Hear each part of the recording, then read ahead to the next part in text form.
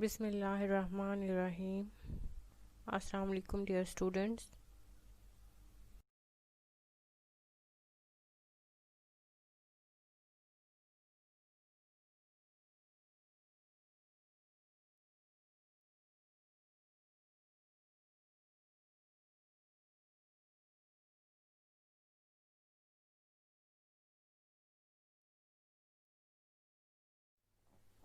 From the chapter Methods of Purification, today we are going to discuss last two topics.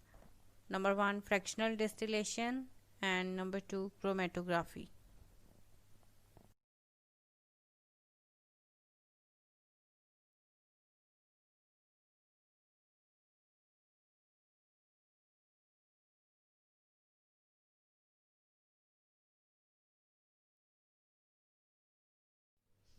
Fractional distillation is used to separate miscible liquids from one another.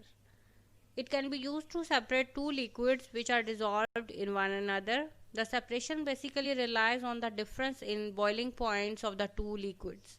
On the basis of difference in the boiling point, liquids can be separated with the help of fractional distillation. A column, the fractionating column, is attached to the round bottom flask and the condenser. Many glass beads in the fractionating column provide a larger surface area for the vapors to condense. During fractional distillation, the liquid with the lowest boiling point will distill over first. The vapors of the liquids with higher boiling points condense along the fractionating column and fall back into the round bottom flask. So if we take the example of fractional distillation of a solution of water and ethanol, water and ethanol both are liquids. What happens in case of the fractional distillation of this mixture? Ethanol vapor and water vapor rise up the column as the solution is heated. The water vapor condenses in the fractionating column and fall back into the flask. Ethanol, which has a lower boiling point, reaches the upper part of the column and is distilled over. So in this mixture, ethanol is separated first because it has a lower boiling point as compared to water. When ethanol is getting distilled, at this stage the thermometer shows a constant temperature of 78 degrees Celsius, which is the boiling point of ethanol. In the condenser, hot ethanol vapors condense as running water cools it. Liquid ethanol flows down the inner tube of the condenser and falls into the receiver, or it is stored or collected in the receiver flask. Mostly a conical flask is used as a receiver. Now ethanol is collected as a distillate in the receiver. This is the first liquid which is separated from the mixture on the basis of its lower boiling point. When all the ethanol has distilled over, the temperature rises rapidly to 100 degrees Celsius, which is the boiling point of water. At this temperature, water distills over and can be collected separately into another receiver flask. How temperature changes as a solution of ethanol and water undergoes fractional distillation. The temperature of the mixture increases as it is heated until it reaches 78 degrees Celsius. At 78 degrees Celsius, ethanol distills over. The temperature remains constant until all the ethanol has distilled out of the round bottom flask. The temperature then increases until 100 degrees Celsius. At this temperature, water distills over. The temperature remains unchanged as water is being distilled. So the temperature remains constant at 100 degrees Celsius until all the water has distilled out of the round bottom flask.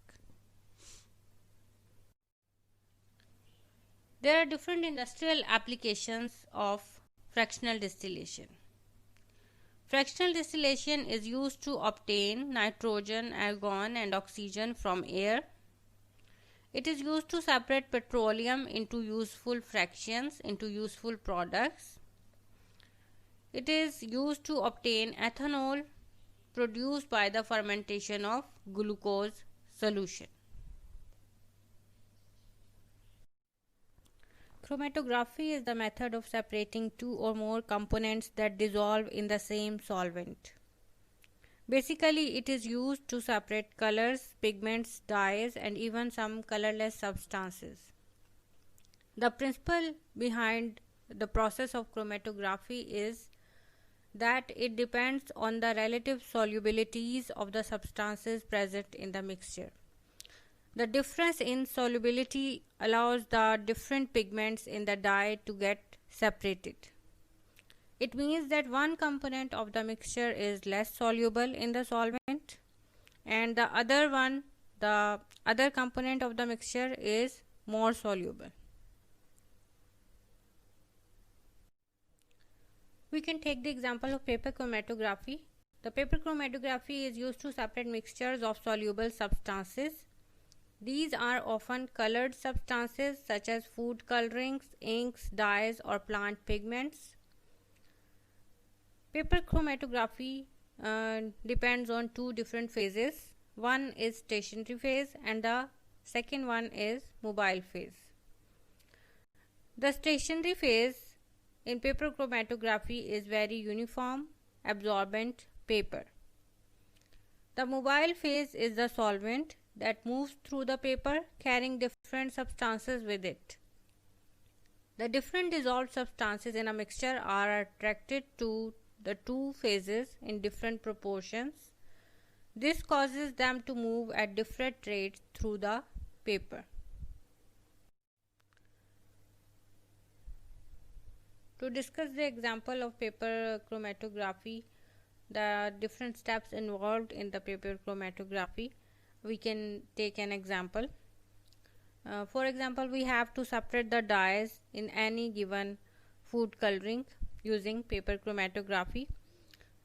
So for this, step number 1 is draw a line with a pencil at about 1 centimeter from the bottom of a strip of filter paper or chromatography paper.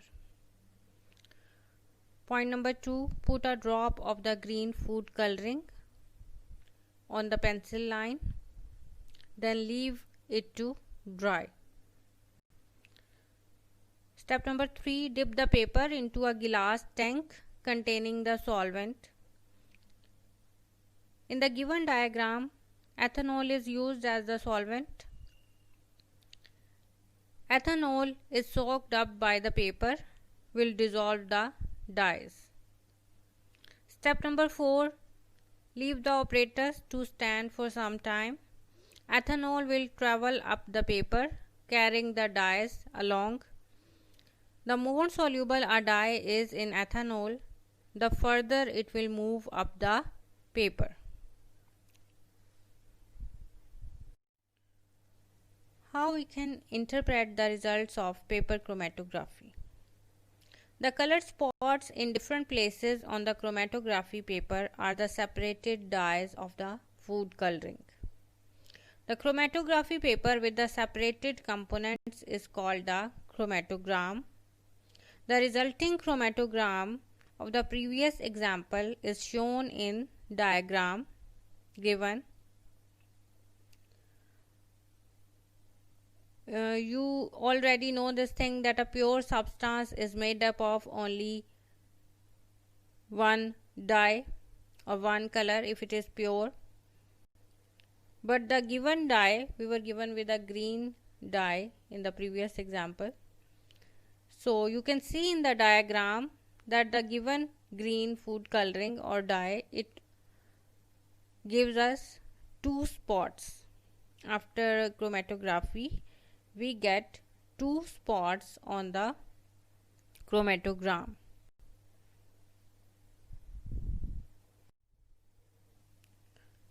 As we have discussed how we can interpret the results of paper chromatography, so on the chromatogram if we are given with a pure substance or pure dye, it will give us one spot. The resulting chromatogram, there will be only one spot if the substance is pure. If it is a mixture of more than one substance, then we will get two or more colors on the chromatogram. Now, what is RF value? RF value is the distance traveled by the substance to the distance traveled by the solvent. How far the solvent front and substance travel up the chromatogram depends on how long the experiment is allowed to run. However, the ratio between the distance traveled by the substance and the distance traveled by the solvent is a constant value. This ratio is called the retention factor or RF value of the substance. The given figure shows the chromatograms of the same substance when chromatography was allowed to proceed for a short time and a longer time. So, in both the cases, same RF value is obtained, because we have already discussed that RF value is a constant value. So, you are provided with measurements of RF value. With the help of diagram, you can see that how RF value can be calculated. The RF value of a substance does not change as long as chromatography is carried out under the same conditions, that is, same solvent and same temperature. This property allows us to easily identify a substance on a chromatogram.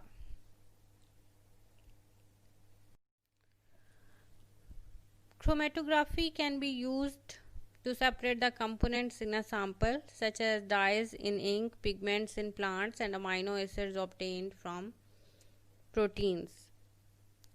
It can be used to identify the components present in a sample, such as traces of banned substances in food. It is used to identify substances such as poisons, pesticides, and drugs. It can be used to determine whether a sample is pure or impure.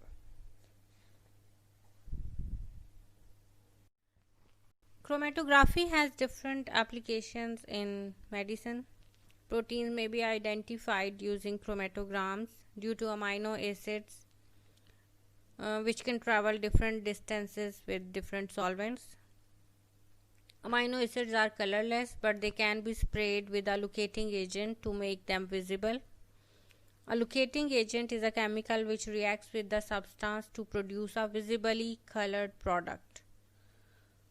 For example, ninhydrin spray can be used as a locating agent. Ninhydrin reacts with colorless amino acids to produce a purple stain. So, on a colorless chromatogram that is having spots of amino acids, ninhydrin can be sprayed to get colored spots. These colored spots will help to identify the distance traveled by different amino acids, and then with the help of RF value we can determine the amino acid. I hope the video will help you to understand the topics of chromatography and fractional distillation. With the help of video and your textbook, solve the given assignments and get them submitted.